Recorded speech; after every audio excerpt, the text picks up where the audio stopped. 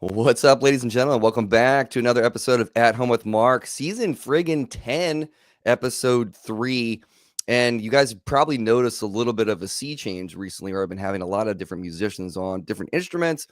And this is no exception. This is Wil Blades, who's a badass keyboard player, strictly Hammond B3 stuff that you guys probably know him for. But he just played a bunch of shows with Dawes, which you guys know I love Dawes. So, Wil, thanks for coming on the show, man. Yeah, Mark, thanks for having me. Yeah, Sure. dude. So I have a ton of questions for you, and some of it's going to get kind of nerdy, and we can get into some geeky organ stuff, obviously. Sure. Yeah. Um, but I like to ask people this question because I feel like, this is kind of different for every single soul on this planet that's a musician. But what is like your earliest musical memory? That's funny. I got asked this the other. Well, so my earliest musical memory was we had a family piano, not for very long, at least of my life, but my early childhood, and I remember banging on the bottom part of the piano and making thunder, Okay. and like twinkling on the top keys and making rain. Nice. So that, like, my first experience of music was like expressing, like, I guess, like sound and visuals, Oh, okay. which music has always been a like very visual thing for me. So it makes a lot of sense, I guess, that's my first. That's my first memories of like making music on an instrument, or making sound on an instrument. Was on that piano making thunder and rain. Okay. And I know I Yeah. read, a little bit about, your history in terms of like where you started with music with like guitar and drums Mhm. early on. Like, were you, at that time of like, messing with the piano like that and like having that kinetic connection with the instrument while being musical, did you have an interest even in the back of your mind, even if you didn't know, but like, were you interested in like film score and things like that? Like the whole visual versus music? No, not really, but there's always been sort of that feeling of cinema for me with music. Like, I've definitely thought about, I think I could maybe be good at it. It's not something I've ever attempted. Well, I've done some real short stuff. Okay. But like, I feel like, yeah, just in that way that music can really be a soundtrack to your life, just feeling, like, happened to me yesterday at the airport. Like, a song came on. It was like, it felt like I was in a movie, just the way the song hit me and the way that, it was sort of related to what was going on with me in that moment. And so, like, music has always had that sort of cinematic effect just in my life. Like, we all say music is the soundtrack of our lives. And sometimes I think I just feel that. So I I don't know. It's just, I'm the same way, dude. yeah. I'm totally resonating with that. Yeah. Is there like an early record that if it came on, it might take you back to being under that piano? Not that far back, really, although, I mean, like, my earliest memories of like having music played for me was maybe when I was like 3 or 4. My dad used to play Billie Holiday "Gloomy Sunday" for me Mm. a lot, and he would put that on a lot. I remember that was like a thing that we would do. So that's definitely, that's like the earliest I can remember being played, like wanting to hear a specific song. Okay. Um, So do you come from like a musical family? Like anybody else in the family play? my dad is a writer and my mom is a visual artist. This is actually her art behind me. I'm in my parents' basement right now. That's so cool. So yeah, I'm surrounded by my mom's art right now, like behind me and to my left and my right. This is her studio, which actually is also, I took it over once I became a musician. So this is kind of where I learned this is where I spent all my hours. I'm like literally in the space of where I spent all these hours playing music and figuring stuff out and falling in love with music. But yeah, so I grew up in a creative family with my mom being a visual artist and my dad being a writer. My sister's an artist. I think we all have a proclivity to art. My 2 brothers are teachers. One has played a little more music than the other. They could both play. We all have an eye for photography. My mom and I were talking about this today at lunch, and my daughter has that same eye for photography as well. She showed me some pictures recently that she just took on her phone, like while she was actually here once, and like, wow, like you have that too. That's so So cool. there's some like definitely some art in the genes. Uh, but there wasn't a lot of family around that like that played music. I had a cousin that was a professional musician, and that was really it as far as like being directly like having music directly around me or musicians directly around me. Okay. But I do feel like either of my brothers for sure could have played. Okay. Talk to me a little bit about the photography thing because does that inform music for you too? Like, I know that art can kind of, there's like these gray lines that cross sometimes where Yeah, you can be inspired by a piece of art, obviously, to write, a piece of music or vice versa. yeah, Talk to me a little bit about how that has kind of, manifested in you.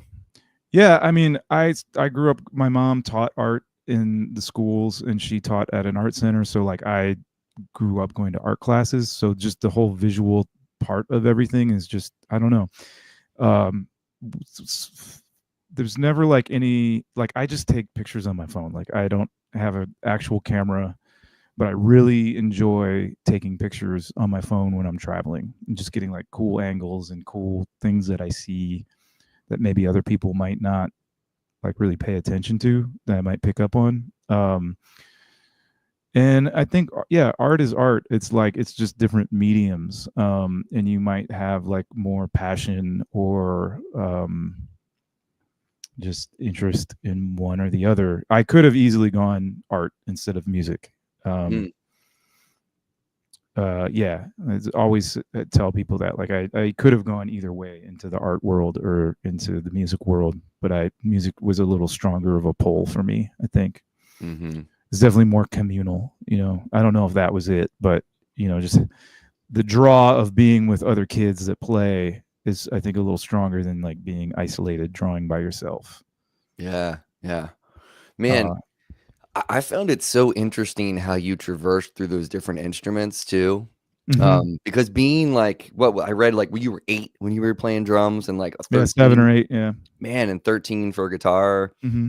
So like, I find Hammond organ to be so complex. Yeah. Um, and it's something that I love. I could listen to like gospel organ stuff all day. Like, Yeah. Me too. just put it on and just have it in the house, just floating around. But there's a depth to like the mechanics and splitting your brain, especially for someone like you who's like got a hell of a left hand, Hmm. kind of thing. So it's like, what what got you through those instruments and to that instrument? Because it's so mind-boggling that at like 19 or younger even, that you're like shedding hard on that instrument coming from probably most recently guitar, right? At that point? Yeah. Yeah. Yeah. I was. Yeah. I don't know, man. It's all It's a pretty complex. crazy. I think like part of it is just being young and not being afraid and just Mhm. being like obsessed with something. I have a very like if I get obsessed with something, I'll learn it and get real like into the nitty gritty details of it. Like that's just how I operate. That's how my brain works. So yeah, so I started on drums. Funny enough, like my first musical influence was the Monkees. Oh, dude, that was my first concert, bro. Oh wow, yeah. Herman's Hermits and the Monkees, man. Oh crazy, yeah. Yeah. I think I was a little too I like missed the Monkees heyday because yeah I'm not yeah I didn't get to see the Monkees, but I I don't know how I think I had a babysitter that like showed me the show or something like that. Anyways, I don't know what it was about the drums that drew me in, but that that was what I wanted to do. My mom still maintains to this day that she'd rather hear drums than a squeaky violin. And it is interesting, like that you think about certain instruments, you can just sort of, I mean, it takes not, it takes time to get like a good sound on a drum, but you can hit it and it makes sound, and it's not, it like a violin takes work to get a good sound. A trumpet or a trombone or saxophone, like some of these instruments take time to get to develop a good sound. A piano, same thing. You have to develop touch and all that stuff, but you can hit the key and it makes a sound. Drums is similar to that.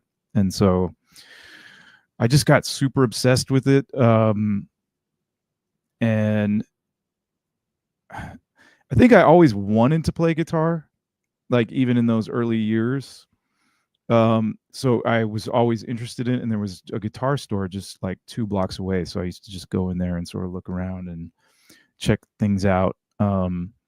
And I accidentally stole some magazines because I didn't realize they were free. I mean, they cost money. I thought they were just like pamphlets. So I like took some guitar magazines and like brought them home. It was just, I mean, I was obsessed. Like I would flip through drum. I had a subscription to Modern Drummer.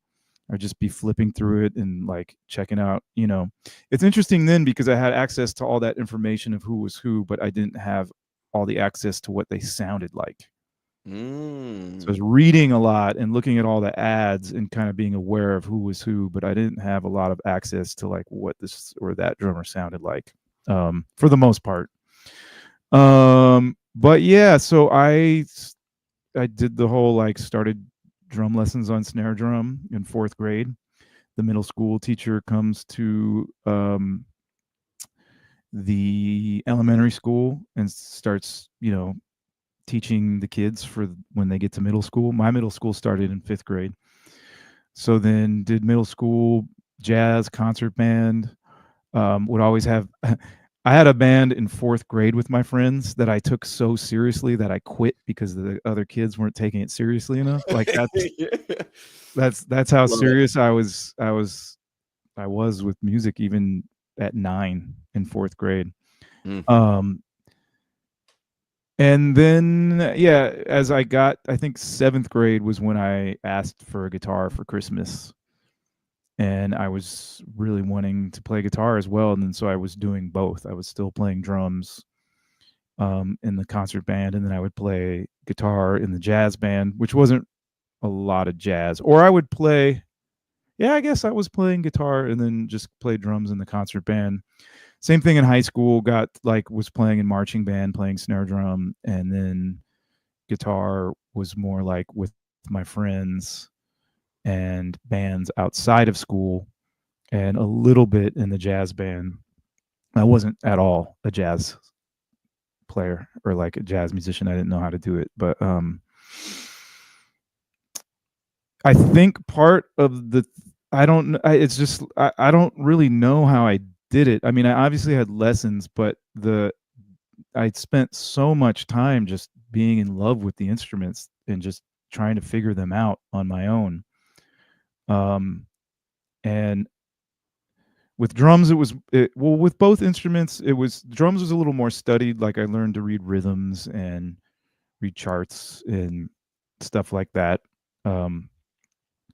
With guitar, I had lessons, but it was me bringing a Guns N' Roses song to my teacher and him figuring it out and writing it out in tab.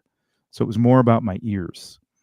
And even with drums, I was always playing along with records. That's how I learned to play. The reading thing and the book thing was always a little harder for me. But like putting on a record and just playing along and learning the drum parts that way I just naturally did that. It just made sense to do it. It was fun. So I just happened to be in with this guitar teacher that it was a lot of ear stuff. It wasn't like a lot of theory. It was more just, bring in a tune and he'll figure it out by ear. So I'm sitting there watching someone figure something out by ear, and I'm not consciously thinking like you can do this by learning it by ear, but I'm just absorbing it. And I remember I don't know, I was taking the L somewhere, and I was probably 12 or 13, and I had my headphones on listening to something. I remember hearing it like an A minor chord and recognizing it away from my instrument. Like I could recognize what an A minor chord sounded like. And so like the ear has always been really important to me. I don't have the greatest ear, but I have like a good enough ear to where I feel like I can pick up on color and tonality and stuff like that and get in there. So So in there, like as far as my musical influences started to kind of steer me towards the organ. In high school, I started to get more into classic rock, or what we called classic rock at the time, Right. which is Hendrix and the Beatles and Pink Floyd and Santana, the Doors, a lot of those bands that all had Hammonds. Not all of them, but like there's a good amount of Hammonds. So like that Electric Ladyland, there was a lot of Hammond on there. All the Floyd stuff, the Pink Floyd stuff was a big influence. And then just growing up around Chicago, I think a bit. I remember falling in love with the blues when I was 14. Just the feeling of it. I remember being in my basement and playing some stuff, and it was like playing some blues stuff, just sort of intuitively, and just the way it felt. It felt like addictive to play the blues. Like I just wanted that feeling. And so then when I started to hear the organ thing, it just fit sort of in that same thing. Like I think I've been hearing this instrument and not really knowing it. And I remember the exact moment we were playing a show. We would play these shows in like church basements. There'd be like all these teenagers in these church basements. It was really funny. They all had stages down there, and we would throw these shows. So he put on an organ sound. And he was playing it, and I was just like, "Oh man, that's the sound." And then I was at Berklee College of Music for one of those 5-week summer programs for guitar, and across the street there was this music store, which I can't remember the name of, but they had a Hammond there. And then it was over. Like I was going to get a Hammond. And that summer, it's like a classic story of I had this like summer job painting a fence, and I used that money to pay for my first Hammond, which was an M3, which is a spinet model, which is a bit smaller than a B3. It's like, say, the baby sister of the B3 or whatever. And I just started picking stuff out on it. I learned the C minor pentatonic scale and just started playing along with Dark Side of the Moon and all these Santana records. And at the same time, Medeski Martin Wood was becoming super popular. And they played the show at Northwestern for Armadillo Day.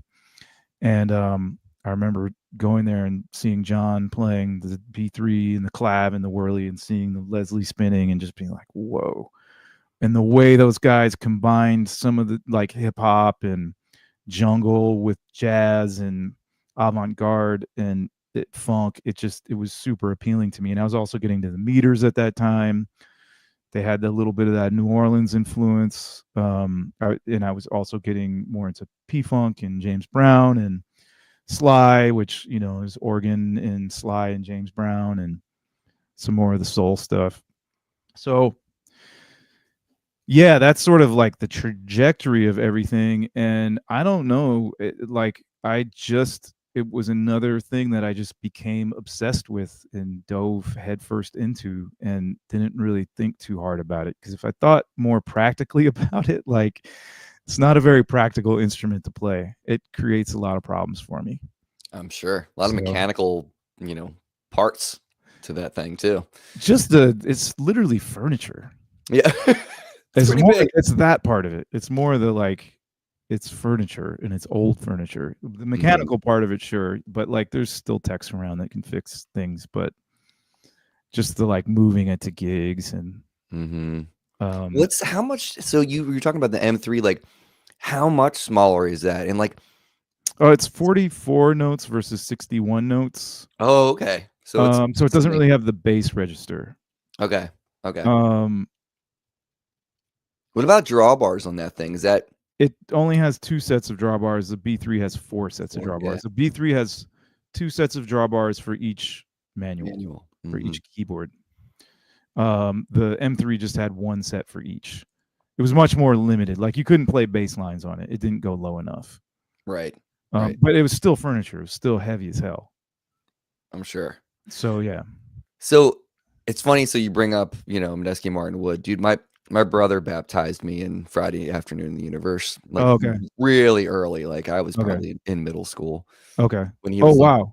Yeah. Wait, I don't understand how Okay, yeah, me too. I don't understand how you saw the monkeys. That's still confusing me. They were much older. They weren't. It Okay, wasn't. this wasn't like the I was like, you don't look that old. No, it wasn't the Young Buck Monkeys. No, they were. It was like a reunion tour type thing. But that was like my first concert, and I'll never forget that because I'm in Baltimore. There's this like venue outside. It's called Pier 6. You might have even played there at some point, but I have not. I've only played the 8x10, I think. oh, okay, right on. But it's like an amphitheater. And I remember we were in the lawn, and my sister, who's 8 years older than me, I remember her like taking my hand and like walking me down like while they were doing Daydream Believer, and like we like went down, and they like because we were kids, like she was young too, but they let us kind of down in this little paved area, and I just remember dancing with my sister. It's like a core memory that's just like bam, like in my brain with music. But regardless, Mineski, Martin, and Wood, that organ sound, I'd never heard anything like that in my life. Right. And I think that, I don't know if you felt the same way, but like, I don't know what John does to those organs and like what he has it running through and all that. But there was such an interesting fabric throughout that whole record and different timbres and the way that he made that instrument have a different voice than I had heard. Because I'd only like heard things like Deep Purple and like this screaming, distorted organ. So like when you were getting into that stuff, did you get deep in the weeds with that too? Like, what is he using? Like, how is he getting these sounds?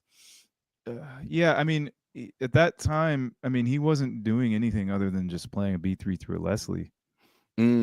So when I saw him play, like he wasn't using, I mean, all the effects were on the whirly or the clav.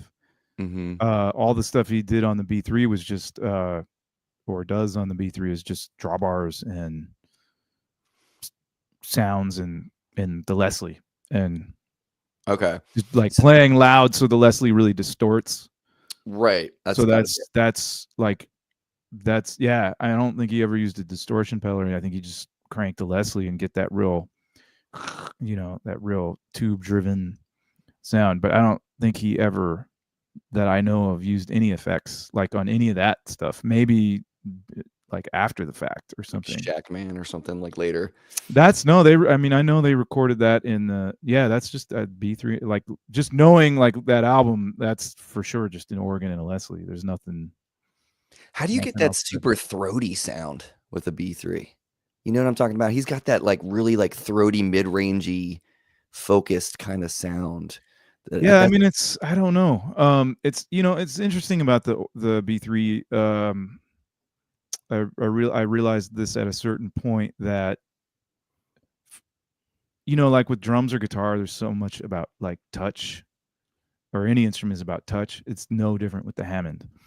So if you go back and listen to Jimmy Smith versus Jimmy McGriff versus Jack McDuff versus Don Patterson versus Larry Young, they all sound different, but they're all using pretty much the exact same setting.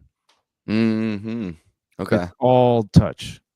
So I couldn't really tell you, like, without hearing the specific sound you're talking about and like trying to get it on an organ.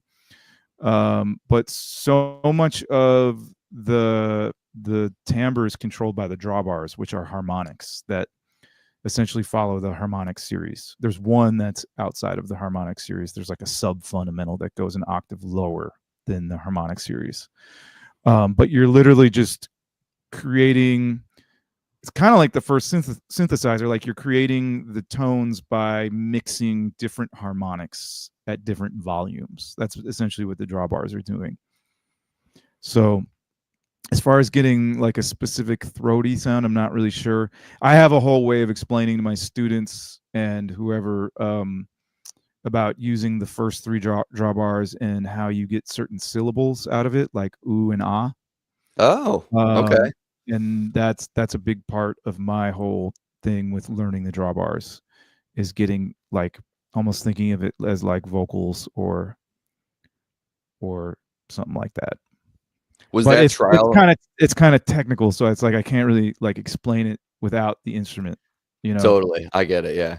Actually, I'm sitting right below me is my digital Hammond keyboard, which I had hoped to have hooked up, but the power supply broke, and I have to go. Oh no! I could have demonstrated it, but I can't. Sorry. That's all right, man. Did you have to, when you first got that M3 and everything, and you're starting to learn how to use that, did you have any instruction, or were you kind of using your None at ear? all. It was just all. Oh, wow. There was one book called The Beauty and the Bee or something, or The Beauty and the B3 that came out in the late 90s, and it had all, it described a lot of stuff. Like how to get certain drawbar sounds, or like what certain guys or what certain ladies were using. And other than that, it's been so much trial and error and just listening. There was never So I didn't get serious about the organ until I got to the Bay Area. So I moved to Oakland Mm-hmm. in 1998 when I was 18. I followed some friends who went to Northwestern here. I followed them out there, and I was still a serious guitar player. They needed a keyboard player in their band, so I played keyboards in their band, and then in school was playing guitar. And then my mentor over there, who was this bass player, Herbie Lewis, who played with Coltrane and Monk and all these. I mean, his list just goes on and on and on. He's on all these really classic records. He got a little frustrated with me because I was trying to play all three: drums, guitar, and organ, and he wanted me to focus on one. Mm-hmm. So that's when I made the conscious choice to focus just on the organ. And things just kind of like came together, I guess. There weren't really any organ players around that like gave lessons. There was maybe like one. So it was so much about just listening to the records, and I just did the same thing that that I did growing up. I just played along with records. There was one website that this guy Scott Hawthorne has. It's still there, called Organ Freak or The Organ Freak, something like that. And he had all these bass lines up there, and they weren't written in notation. They were written with letter and number, so like F or F2, like an octave up. So it was perfect for me as someone who didn't sight read. So I wrote down those bass lines, and then I went and learned them on the organ. And he was good friends with McDuff and Richard Groove Holmes, and he would provide the organs for these guys and Jimmy Smith. So he really got to know them and got to like figure out what they were doing. So his website really helped me out. It was a pretty crucial piece of, there was a lot of information on there that was pretty crucial for me just to get like the fundamental thing happening. So, but yeah, there was no YouTube or tutorials. Like we're just in this sort of era of tutorials now. You can learn in anything, in the world. So yeah, it was just a lot of trial and error. I had 2 semesters of classical piano while I was at that school, New College of California. I had 1 lesson with a pianist / organist who showed me some voicings, and that was really it. And Herbie Lewis, the bass player, I would pick his brain about bass lines, and he would have me play organ. There was actually an M1 or an M at the school, and then it didn't have the bass notes, so I had this Korg CX3, the old analog one, and I put it on top of the organ so I could play left-hand bass on there, and he would play drums. Nice. And so he showed me some like he showed me a lot of bass stuff. So I got a lot of bass stuff from him. Then I just sort of happened into this gig. At the time I was 19, almost 20. So I had been there I guess, wow, I'd only been there a year. It's kind of a trip. It's just that whole era, when you're young, like a year is so long. And now I think like, I can't believe all this happened in a year, like switching to organ.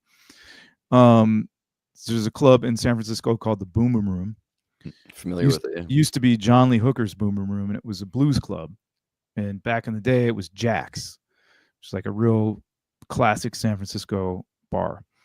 So they reopened as John Lee Hooker's Boom Boom Room. They had a B3 and 2 Leslie's, and another ex-Northwestern sort of friend of a friend was the doorman and had a happy hour gig there. And so they have a B3 and 2 Leslie's. He's like, hey, man, they have a B3 and 2 Leslie's here. I got this happy hour gig. Come play. So then we started doing actually, it was a quintet first. There was a bass player and a pianist, keyboard player. And we play every Saturday from 5 to 8. And then the weekend show would, Saturday night show would start at like 9:20. So we played for some of like the Fillmore OGs that would just be around. They had like, just be hanging at the bar, whatever random tourists would come in. It was always pretty mellow. Sometimes it would get packed depending on what time of year, all that stuff. But then eventually, I can't remember what happened with the keyboard player. He was no longer. And then we were auditioning new bass players because the drummer wanted a new bass player. And we couldn't find the right guy.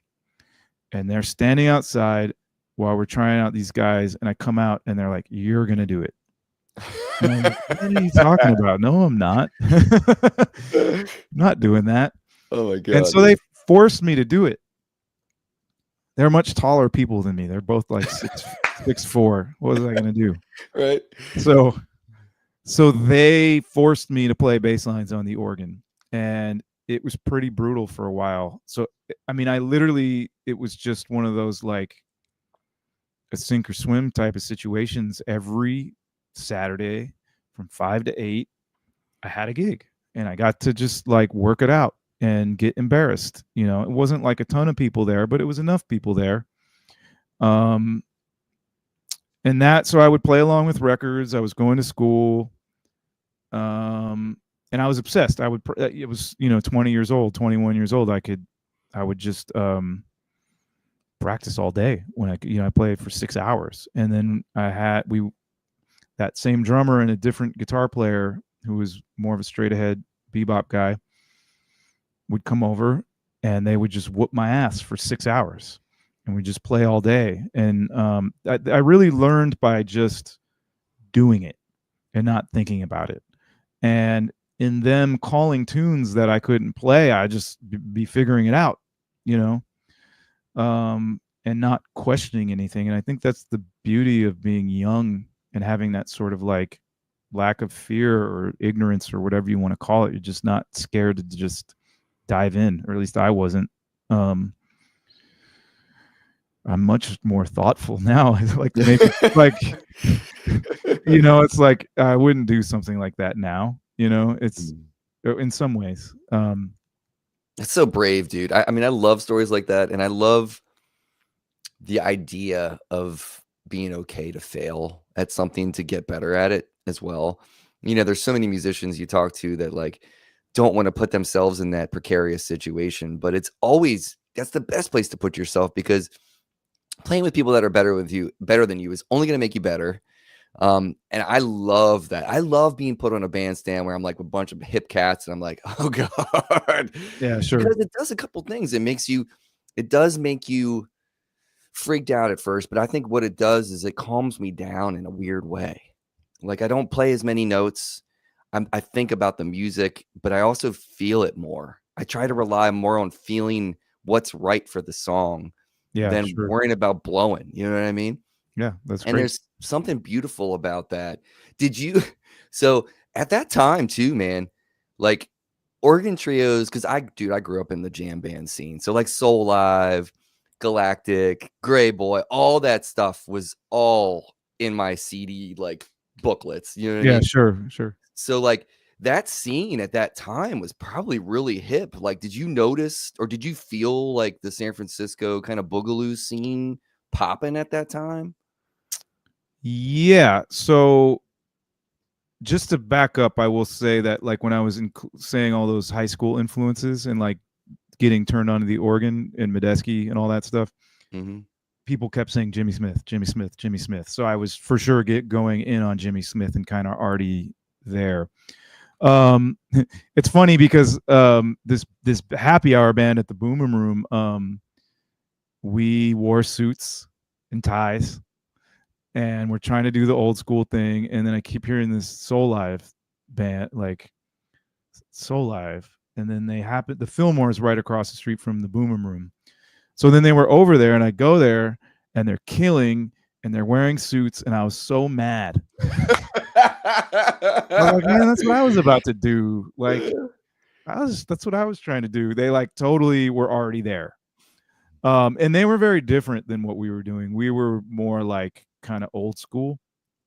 Like Soul Live definitely put this hip hop edge in there, and they had different, they were checking out different stuff. They were checking out all the old stuff, but they were also, incorporating their hip hop influences and stuff like that in there. Whereas we were just trying to really emulate the old stuff a little more, like authentically, or something like that. And then I had seen Galactic in Chicago and once at the Fillmore, so I definitely was hip to them. I never listened to Grey Boy All Stars back then. It was more, Medeski was big for a minute, and then I just went. I mean, to be honest, like I just got so into the old stuff, like the McGriff and Jimmy McGriff, Jack McDuff, Richard Groove Holmes, Shirley Scott, Larry Young, a little bit Merle Saunders, who I got to know at the Boom Room. The Boom Room became like a second home during that time. And just to tie this into your question, I became sort of known as like this young lion over there. And, I was really just figuring it out, but I had the right. I've realized this stuff as I've gotten older, because I wonder why some of these dudes messed with me, just as far as like not, why they accepted me. I mean, but I think when you come with the right energy and sort of enthusiasm and respect, then they'll let you in. And there was a band on Tuesday nights, and the organ player was Lewis Madison, who was in James Brown's Famous Flames. Whoa. And according to legend, and this has been verified by a lot of people, he wrote I feel good, please, please, please, try me. Like a lot of those early hits he wrote. And he used to sing them every Tuesday night with this band called Oscar Mayer's Blues Beat. Oscar is a trumpet player and percussionist, and he led the band. So Lewis was pretty old at the time and not doing great health-wise. So Oscar started having me come around to just hang around in case he wasn't feeling well. And I would sit in if he had to get off the organ.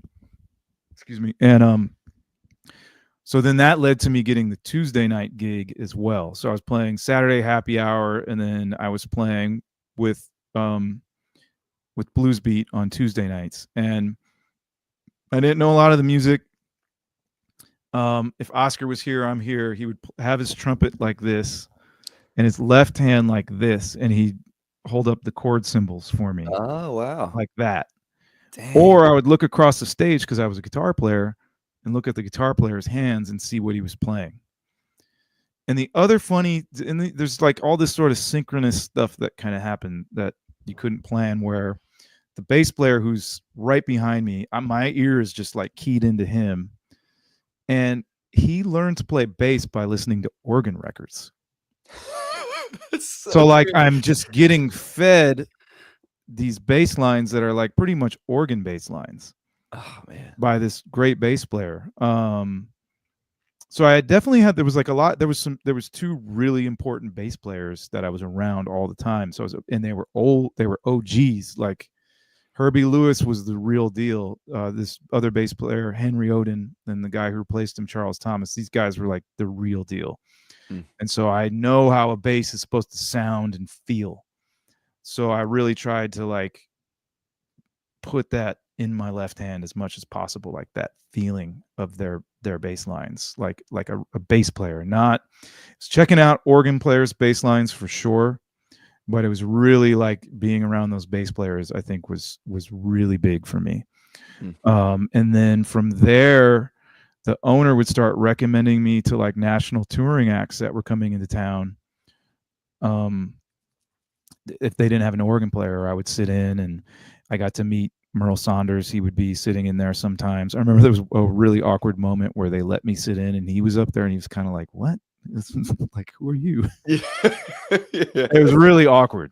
It was and uncomfortable, but then like he ended up being really sweet to me, and yeah, it was just it was kind of amazing to be around, especially with Herbie's style of we'll say teaching in quotes. It was very haphazard, and like these cats, there was no schools, the universities for jazz. They listened to records and they exchanged information.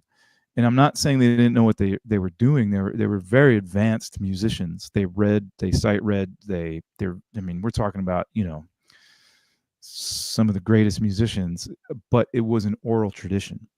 It was being passed, between, it was an oral tradition. It wasn't. We would listen to records as much as we would talk about specific concepts, or sometimes we just clean the music room. Yeah. Like, for real. So it's interesting because I it was perfect for me in some ways. I always at the time wanted more like concrete information. How do I play over this 2-5-1 lick? I don't know how. But it really made me have to figure it out, and I feel like I can own it in a certain way that's different, if that makes sense. Like, I play it in my own way. It comes from me, even if it's like stuff I've sort of absorbed from records or whatever. But it was really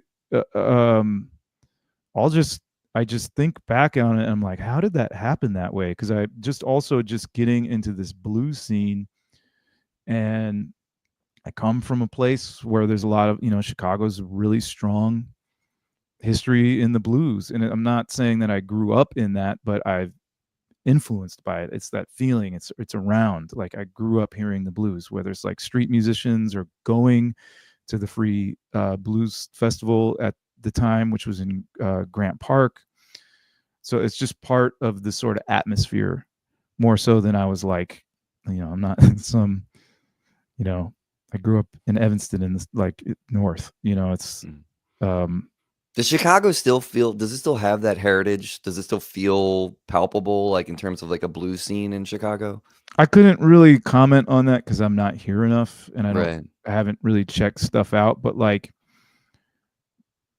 I would imagine, I would imagine so. I mean, it's such a deep history here, for jazz as well. Like, the Green Mill is a legendary place that was owned by Al Capone. There's a great organ player, Chris Foreman, who plays the happy hour on Friday. They literally have a B3 behind the bar and a Nice. B3 like on stage. And he plays the one behind the bar for the happy hour, and he's the real deal. Like, so yeah, very much so. Like, just thinking about someone like him or some of the cats that I would imagine are still around. But I guess I'm just like, I'm not so much on the scene here, so I couldn't really fully comment on that. But yeah, all that just to say that it was just kind of like amazing that someone who grew up as a drummer and a guitar player, and kind of like I was studied but learned by ear, ended up in this situation where I'm getting taught by ear. I'm like learning by ear with the cats who really, I mean, the guys in this band were all really and women's were all really seasoned people with resumes. Had no business being there. But they liked my attitude. They liked that I was willing to learn, and that I always played hard, and they were one of the people that band was a band that showed me that you always have to play hard no matter what. I went in there, it was a Tuesday night, it was maybe the last set, and it was a slow night, and they were playing hard. And I turned around, and there, like, it wasn't empty, but there wasn't very many people. But I still remember that moment of being like, oh wow, like, they're still playing. Just because the club is empty doesn't mean they're just like, oh, we're just gonna play whatever, sort of dilly dally. So it was very informative years. And then the Boomer Room, to go way back to your question, the owner started to bring in more cats from like Stanton Moore and Robert Walter, and then Will Bernard, who lived in the Bay, started playing there. That scene started to sort of creep in. There was a little bit of a challenging sort of time of the two things coming together, where it was the Boom Boom Room was a blues club, and sometimes there would be some bands that maybe shouldn't be there, or like but they were really just trying to like get younger people in there. But it was it could be a little touristy, in the same way that like Buddy Guy's Legends or BB King's in New York, like they had a real strong tourist crowd, but they expected blues.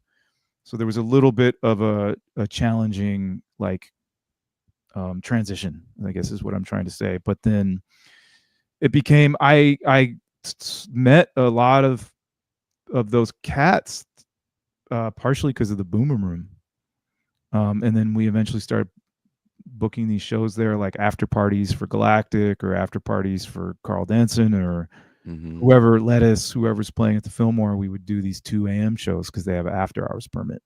Man, those don't happen anymore, but there was like a real nice period where there would it'd be like a line down the block at 2 a.m. to get in to see these shows, and they were super fun. And the other crazy thing is so different now, just in general. I mean, every city is a little bit rough these days, it feels like. But no matter what night of the week, back when it was a blues club, there was Friday, Saturday night, no matter who was playing, line down the block. Man, that's cool. I do miss that part of the energy of that time, because I just, the energy is just so different now. It is, dude. I remember that like late 90s kind of feeling when you would go see shows, and it was like, I didn't have a cell phone at that time. I was there showing up with my friends, going to experience music, and I sound like a get off my lawn kind of old man, but it was different. It was like a different vibe at that time. And it felt like it was electric. I felt like there was a lot of music happening that was always kind of touring. So like bands like Mo, like I grew up loving Mo, and the fact that they're an East Coast band, they might come through or near Baltimore like 3 times a year or something like that. Right. And I just remember just like eating up all of that information musically, just kind of getting as much of it as I can. And I think about that for you. Like, can you imagine if you hadn't moved there? Like, what would you be doing right now? It's like that totally changed the trajectory of your life. Of course. Yeah, it's all very it all really strikes me just how I fell into this situation, like I was explaining before, where I fell in with people. I was learning by ear on stage, not in books. Like, it was very, very old school experience. And it was also my gateway into playing straight ahead stuff and standards. And, back in the day, that's how you did it. You played blues and R&B gigs first. Coltrane played R&B gigs. These guys played blues and R&B gigs, and then that was your school for getting into the heavier stuff.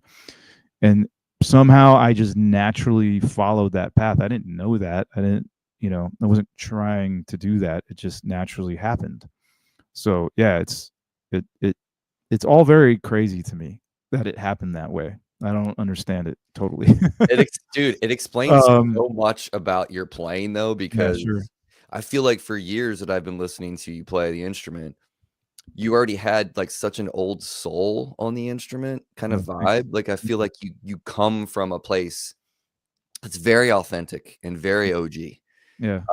With that instrument. And like, I'm a huge Kraz head. I love Kraz. And then like anytime I've seen any, iterations of stuff you've done maybe with him, or like even records when you've like, I wanted to talk about like the record with Billy Martin and stuff, because I love his playing, but I don't want to keep you forever. But like, no, I'm good. It's just like hearing you play that totally makes sense to me now. Like what you went through, that baptism of fire that you went through, totally has informed who you are musically. And for me, as a bystander who just like loves B3 music and Hammond music, I didn't know that, but I'm like, dude sounds great. Like, and he sounds, thank you. He sounds like he's been playing this his whole friggin' life, Yeah.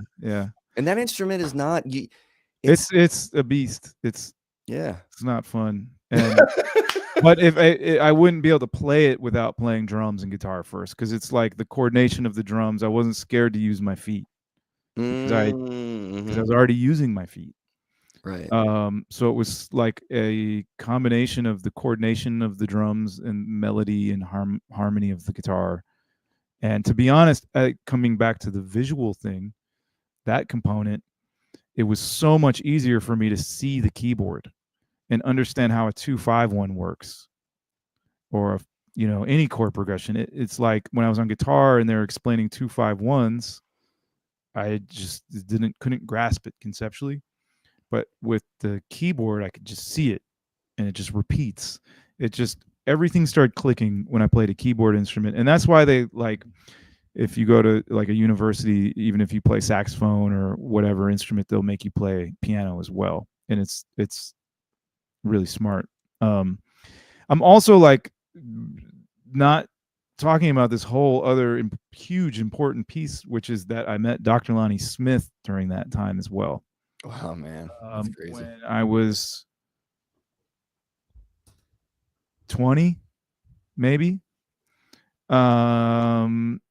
He came through. Yoshi's was strong back then, and back then it was like a band would come play 6 nights a week. So like for the most part, he came through with Idris Muhammad and Javon Jackson. Those were the sidemen for Javon Jackson, Dr. Lonnie Smith, and Idris Muhammad. So I saw those guys. I talked to him briefly after, but then he played a week with Jimmy McGriff, 2 organs. Oh, wow. And McGriff wasn't doing well health-wise. He had MS, and he was physically not great. I think that's partially why Lonnie was there, because it was McGriff's band with Lonnie as a guest. And to this date, I just still don't know if I've heard anything that soulful in my life in live, for the most part. It was like unbelievable. And I got to know Doc that week. I was living in the hood in Oakland, and I befriended this gospel organist and preacher, and I used to run around with him. He would show me stuff. I would show him stuff. I would go to wherever he was playing or preaching, and he was much more outgoing than I was.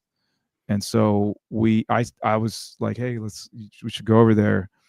And he found out where Lonnie was staying, and we went to his hotel room, or not to his room, but we went to the front desk, and he had them call him and say it was his nephew. And he had like when we were talking to Lonnie at the club, Lonnie was waiting for some cake and ice cream to take back to the hotel. And so he gets on the phone. He's like, "Hey, Doc, this is your nephew Sean from the club. Can we come up and hang?" And he's like, "And watch your ice cream melt." And he's like, "Nah, man, but come back tomorrow. Just knock on the back door. I'll let you back." And so he was super generous and just like let us hang with him. And then I befriended this cat, Pete Fallico, who he knows all the organ players, all the way from Wild Bill Davis to Jimmy Smith to all the like every single organ player. He's, as someone once said, he loves the B3 more than organ players do. He put out my first record. He started an organ label. He's put on tons of organ events for SF Jazz and for his own nonprofit he has. And as I got to befriend him, I got more in with Lonnie, and then he became a mentor of mine as well. So I mean, I was also like getting information, and in the same way, Lonnie was all ear. He didn't read a note. He would come through town, and I'd just ask him, like, what were you thinking there? Like, how did you do this? And same thing. He saw the respect and the right attitude, and he was really generous. And to connect it back to the Boomer Room, the owner started hiring some of those guys for some of these shows. He asked me and my friends, like, oh, who should we get? And we're like, Dr. Lonnie Smith, Idris Muhammad, Melvin Sparks. And so he put the show together, and then I got to meet Melvin Sparks. Dude. And I ended up playing with Melvin. And he actually asked me to move to New York, which I couldn't do at the time. But I got to meet Idris through that connection as well, and then I got to play with Idris and record with Idris as well. So it's all very magical, man. I don't know. I mean, I know that it's partially. I know that I like not. There's like part fate and part like me making it happen for sure. Like me just wanting to be around them. And but the same thing with Lonnie. We never talked about like scales or anything like that. It was more like we just get together and play. Pete had 2 organs back to back at his house, and Lonnie would stay with Pete, so I'd go over there, and that's where I had like my first like official lesson with Lonnie. You know, we play a blues, and he just play through all 12 keys and kick my ass, and that was the, you know, like it was more like by example than it was, you know, super specific like this chord progression or this scale, or it wasn't heady in that kind of way. It was more conceptual. Man. So yeah, yeah, so much happened during that time. It's hard. I could spend a whole podcast just on that, but we basically have it. It's fine with me. Yeah, I mean, so I don't, you know, I mean, I'm not in a rush, but like, yeah, so that led to like collaborating with Billy Martin. We started a duo, and I also, I was just with Scott Amendola up in the Bay Area this weekend. We've had a duo for years, like 2006, and that was through Will Bernard. We had a trio, and then Will moved to New York, and we ended up having this duo. So I've had this really important duo with Scott for a long time, at least important to us. And at a certain point, Scott was out on the road with Charlie Hunter a lot playing duo. We had this sort of little break where we were doing different duos.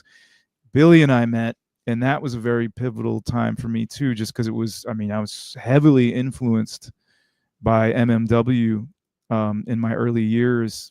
And I kind of stopped listening to them after I got more into that whole blues San Francisco thing. But so it was a big thing for me, and Billy really opened my mind to stuff that I had earlier, like improvisation, like sort of like my friends and I in high school where we would just jam, you know, with no structure or no, you know, we just be playing. And then I went heavily the other way into song form and tunes and history and trying to play the right stuff. And then Billy was kind of got me to get back into some of my more like adventurous, like one chord vamps? Not even that, because it's just my more adventurous side. Okay. Because I always had this adventurous side too, this more creative sort of adventurous side. I loved Bitches Brew. I loved more avant-garde. I loved Sun Ra. There was this whole other thing that I was into, and so Billy's thing was all about improvisation and like, let's not play this the same way every night. And we would just make up songs. So it wouldn't be static one chord vamps, but it would be like, I would make up a song. We would sort of play some stuff, and we did a tour. We literally went into the studio. I taught him like a few of my songs that I hadn't recorded. We had some songs that developed out of improvisations, and we had barely played together. It was really like we started this tour, you know, in Seattle, Portland, Eugene, Arcata, San Francisco, and then we recorded. We were so tired. We did 6 hours, like between 2 Boom Boom Room gigs, like you know, Friday, Saturday, like completely exhausted and wiped out. Went in there and like improvised some stuff that we had improvised. Like we improvised, he edited it later. I taught him a few of my tunes. I've never felt like it's my best playing, just because I was so exhausted. I mean, we're driving my van all the way down the coast and playing these gigs every night, and just went straight into the studio at 10 a.m. It's pretty brutal, to be honest. And we had 6 hours. We recorded it in 6 hours. Oh my god, dude! So that, yeah. So it's a good record though, man. And like you. between the two of you, I mean, Billy's just fun to listen to. His groove, he's great. It's so like fingerprint. You know what I mean? Like his groove is like sticks out. You immediately know who it is. But you've played with so many great drummers too. I feel like George Slupik's shuffle is one of the deepest shuffles I've ever heard in my life. Yeah. And then like, did you meet Charlie when you were in the Bay Area, or did you meet him after? No, Like, he was already gone. I met him okay, through like Will Bernard and Scott Amendola, okay, maybe in like 2004 or so. I remember we met at Monterey Jazz Fest. I was there with Will, and he was there with his band. okay. And then eventually Scott hooked us up, and we played. I think the first gigs we ever played were at High Sierra Music Festival. We did like a him playing. I think it was maybe 8-string still at the time, bass, and me playing organ. And we didn't. I mean, we haven't played a ton together. He would come. I remember him coming and sitting in at the Boom Boom Room when he was at Yoshi's in San Francisco and just playing 6-string. I had never heard him play 6-string. But when he plays with me, he only wants to play 6-string. He doesn't want to play 7-string. I always try to get him to play 7-string so we can trade off bass duties. But Yeah. but yeah, the drummer thing. I mean, I think part of it is my resume. Like most of the bigger names are drummers, and that's because I think I always sought them out. And there's the relationship between B3 and drums is important because you're the bass player. So it's the same relationship as a bass player. When you think of like, I'm not comparing myself to these people, but you know, like Family Man and Carlton, or Clyde Stubblefield and Bootsy, or you know, Paul Chambers and Jimmy Cobb, like that. You think of those relationships. The same thing exists with like Lonnie and Idris, Jimmy Smith and Donald Bailey, Don Patterson and Billy James, Larry Young and Elvin Jones. The organ player drummer connection is strong. And most organ players can play drums, at least a little bit. You'd be surprised. Lonnie got on my drums once and started playing them. I was like, oh shoot. And especially in church, like in the black churches, like there's a lot of drummers that can play organ and vice versa. Can Corey Henry play the kit? I'd be afraid to see that dude. Oh yeah, he's an amazing drummer. He put out a record recently. It's a gospel record, and he played drums on a bunch of it. Oh man, I gotta check that out. He's a great drummer. Actually, when I first moved to LA, we went to a pool party at Larry Golding's house. This is very LA. Yeah, right. And Corey and I were switched. There was my good friend Ty Bailey, great organ player who lives in Nashville now, brought his B3, and it was like an organ pool party. I would love that party. Yeah, Corey played some drums and I played some organ.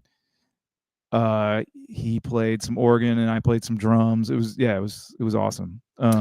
Will, I'm the same way, dude. Like I love playing drums. I love playing keys. I love playing guitar. And in fact, my gig this past weekend, my buddy brought me 17-inch hi-hats because I've been looking for like big ass hi-hats. And I felt okay enough last night that I set them up and I was like, oh my God, this is such a different sound. It's like, you know, that big kind of like bombastic Steve Jordan thing. Like, yeah, sure. That is the thing that I love. But like the groove has to feel good. You know what I mean? Like if you can't groove, and like that's what I wanted to ask you. I asked Kevin this last week, but like, what is your definition of groove?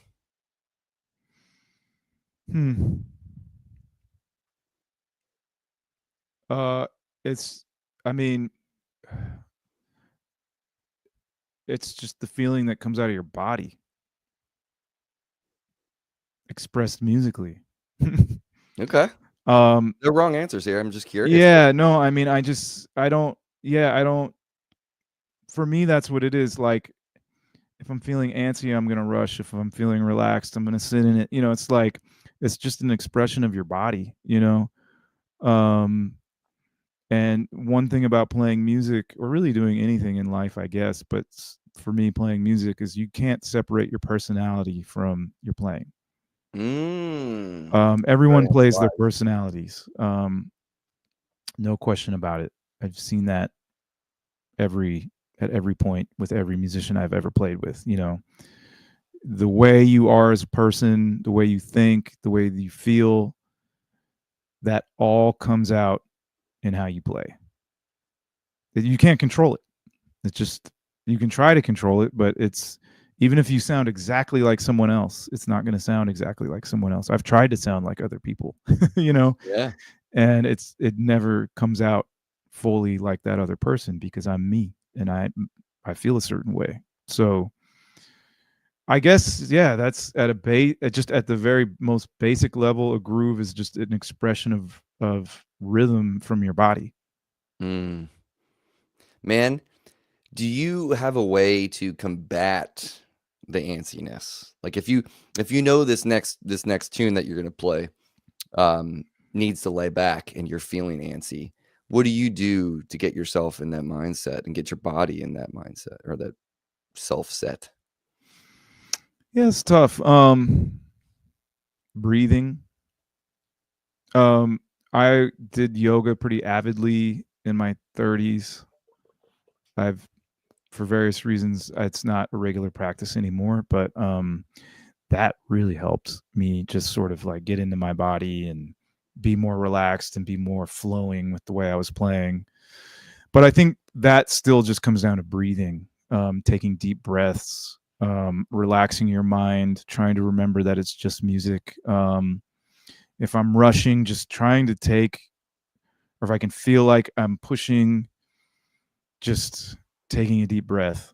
Um, it's funny because if you're a horn player or a woodwind player, you have to breathe with your playing. So that's definitely something I've worked a little bit with, like breathing with my phrase. And Yeah. sometimes you might see me at a show if you come see me play, and you might see me go, I'm not stressed out. I'm just like, you know, trying to. Sometimes it gets intense Yeah. and you're holding your breath and you have to let it out. So like I just trying to relax your mind and trying to breathe. Those are the two things. And I think it's really interesting. I try to find ways to incorporate more talk in my lessons about these physical things or tools you can use, because funny enough, like a lot of musicians aren't really connected to their bodies, and that we use our bodies to play music and we're not taught about our bodies. So we hurt ourselves, carpal tunnel or whatever, because we were not. And this goes, I'm speaking to myself too. I had to sort of retrain myself a lot. I did during the pandemic a lot because I wasn't taught technique. I took those 2 semesters of classical piano and then I never, I played B3. I watched Dr. Lonnie play super flat fingered like Monk, like that. Mm. And so I did that too. And then I had to come to a place where like I want to be a little more dexterous than that. And yeah, there's a lot of technique stuff that you have to figure out. And it's And I guess interesting you that hope. I think a lot of musicians just aren't super tapped into that because we're not taught about it, like angles and heights and all that stuff. And I'm, of how you sit, the height you sit at, especially for a drummer, or maybe piano, it's taught a little more. I wasn't classically trained, so I don't know, but I know that there's a lot of, people get hurt playing classical piano. Yeah, man. I feel So, like the maybe that stuff too, like when you said you were working on it through the pandemic. I mean, I'm gathering that gets to be hopefully muscle memory. So you mhm. are practicing good techniques so that way it translates on stage and then it continues to just stay in your DNA. Yeah. Because yeah, man, I've seen people like, I mean, you see people like Ben Folds, like dude is, injured himself many times playing the Oh, yeah? keys. You know Okay. what I mean? And I'm like, he probably never had any instruction and somebody like Yeah, telling him maybe how not. to like, you know. Um, Yeah, I spent a lot of time, like, just making sure people's wrists are loose, and all this is it's all, one lever essentially, right?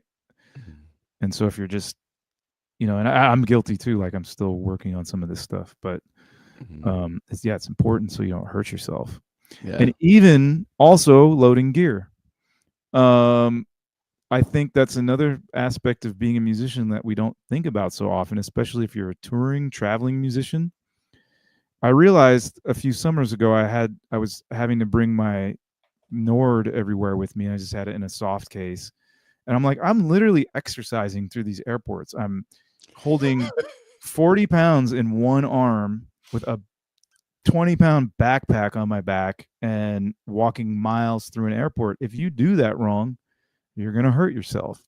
So like learning to pick up your gear properly, learning to like, good form for lifting, all that. And I really have to pay attention to that being an organist because you can really hurt yourself. Really hard. How But I think heavy is a B3? like 350 pounds. Good God. Yeah. It's rough. Oh man. It's not smart. I don't know what I'm doing with my life. Well, what digital like manual to dual manual keyboard do you think are close enough that if you had to, that you could use a digital? I mean, it's always not the same, but I have a Hammond SK2 that I love. It's a bit old now. They have much newer ones. They have the Hammond SK5, which I like. But it's just the way the Hammonds, the original Hammonds worked there's 96 spinning wheels inside called tone wheels. You know about these? Yeah, for sure. Yeah, and so there's ridges around the edge of the tone wheel. It's And they fascinating. spin at a certain rate and they create pure sine waves. And based on the size of the ridges, the pitch is higher or lower. It's literally creating sine waves out of the air. And then there's pickups.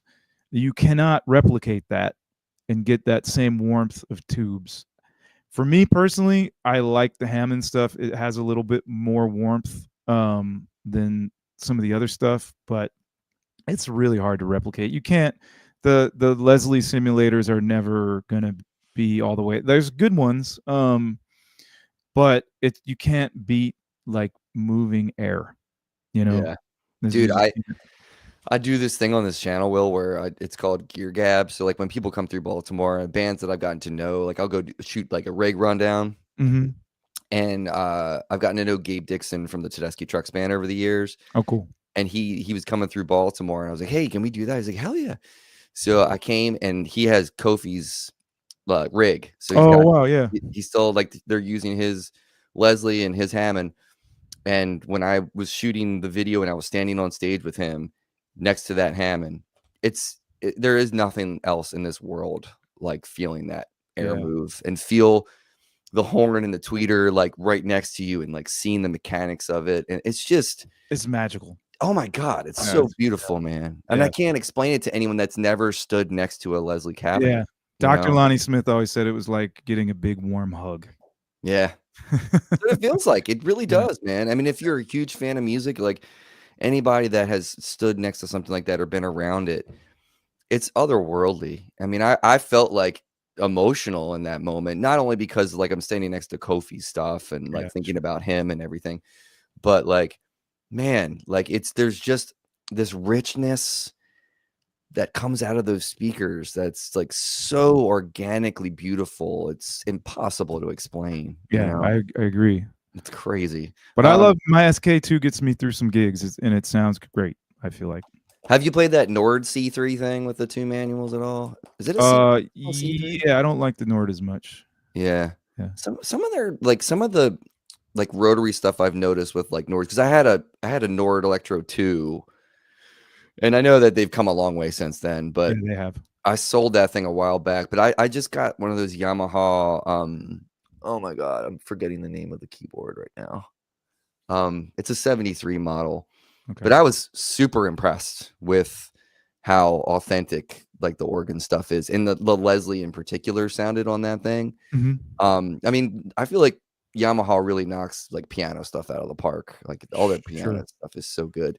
But listen, I want to get you out of here, but I have to ask you. Yeah, sure. How the hell did the DAW stuff come about? Through Kraz. He recommended me to those guys. Oh shit. Okay. Yeah. All right. Yeah. So they needed someone for this tour. So yeah, timing worked out. That's cool. It's really simple. How many tunes did you shed for those guys? Like, what did they send you? Oh man, it was a lot. Beforehand 36, and I think in the end, because there was a Christmas show in there where there was 10 extra tunes, I want to say, and then maybe a few other tunes. While like it was around 48 tunes. That's a lot. Yeah, it was really hard. It was really challenging and that was in about 3 weeks. Dang. Yeah, Yeah, it dude. was very challenging. Are you gonna Yeah, play with them at all anymore? Like, is anything else? I was filling in for that tour. Yeah. Okay. Okay. Mm. So nothing like you're gonna come back and play with them at all this like summer or anything. Oh, not that I know of. No. Yeah. Okay. All right. Well, it was fun seeing you play with them because, well, Lee's shoes were gigantically, to fill his Yeah, shoes. he was the guy for. I know he was like a beloved part of the band. I keep Mhm. being in these situations where the keyboard player was like beloved, and then I have to come step in. I toured in this reggae band Groundation for a little bit, and the keyboard player was one of the founding members, and he was like beloved, and then I had to come in, and Oh god, that's never easy. Yeah. but dude, you killed it, man. Like, cause Oh, thanks. there's a community on Facebook that's like a Dawes, fan group and stuff. Oh, okay. And somebody one day was like, "Who's this new guy?" And I was like, "That's Wil Blades. He's a badass. Like, don't worry. Like, the music's in good hands." Kind Oh, of right thing. on. Because like they've had a couple different people in, but my buddy and I, who are huge fans, he's a keyboard player, Oh, okay. and he was like, "Oh man, he sounded so good with them." So that's why I was like, "Are you?" Oh, okay. Wow. Yeah. Thank you. Yeah. Yeah. So it's just fun to see, you play within a band like that, and those songs. I mean, their songs. Taylor is such a great songwriter. It's Yeah. like, They're both just really great people. Also, I'll just say yeah, that like Taylor and Griff are just really, really, really great people. totally. Really just super authentic human beings, which I really appreciate that part of playing with them as well. And devastating what they've been going through with the fires. Oh my god, yeah. And a lot of people that I know out there. It's like a really brutal situation. But yeah, those guys are great. Those guys are super great. That's awesome. Did you see the I Love LA performance that they did on the Grammy? Yeah, I did. Awesome, Yeah, man. great. Yeah.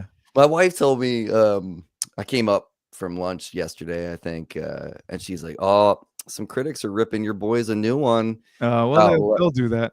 I'm like, "Fuck those guys," because I'm like, first of all, like she's like, "Well, people are saying, usually to be a performer, you have to be nominated for a Grammy." I'm like, dude, those guys just went through crazy shit, and like they've been like really kind of trying to help musicians in the area, even through everything that they're going through. They're thinking about other people as well. I was like, they deserve to be there. And that whole group of like people on stage, like Sheryl Crow was there, John Legend. I was like, yeah, it's holy crazy. crap, dude. Yeah. Like Brad Paisley. And I know those guys are tight, but like, what a crazy last minute thing. And I heard it was like a week out that they told them, or like a week and a half before the Grammys that it came together. Yeah, wow. Dude. That sounds crazy. And then they recorded that song like a few days before the Grammys. So oh wow. Yeah, I didn't realize that. Wow. And they recorded that, and I thought, I like when people pay homage to great songwriters and don't change much. Yeah. And that song, and Randy Newman I'm a huge fan of his music, but like when they re-recorded it, they basically stayed true to the song. And okay. I thought they crushed it, man. It sounds awesome. I don't know if you've heard it yet, but I have not. No. That sounds great. Nice. Yeah. Well, tell me before we do this lightning round get down, what do you got coming up now? Like, what are you promoting? Like, what tours are happening? Yeah, so this year I'm sort of, it's the beginning of the year. My year hasn't really shaped up yet. I'm working on Jazz Fest gigs right now in New Orleans for April and May. Heck yeah. I'll be back in San Francisco at the end of the month with Scott Amendola. That duo, Amendola versus Blades, which has been, a very consistent part of my career. No matter what else I'm doing, Scott and I are always working together. I was just up there playing gigs with him last week, and the energy around it was really good. We're starting to work on a new record. So I moved to LA in the summer of 19, 7 months before the pandemic. And and we had just put out a record called Everybody Wins, and then we all lost. And that was with Cyril Baptista Skerrick and Jeff Parker. Jeff is another collaborator of mine for many, many years, and he's from Chicago. He's in LA now. He played on my record Field Notes, which has Simon Lott from New Orleans. All the New Orleans drummers, just to throw that in there, those are my cats. Like, New Orleans drummers are my favorite drummers. We were, after the pandemic, making up a lot of gigs still and doing tours.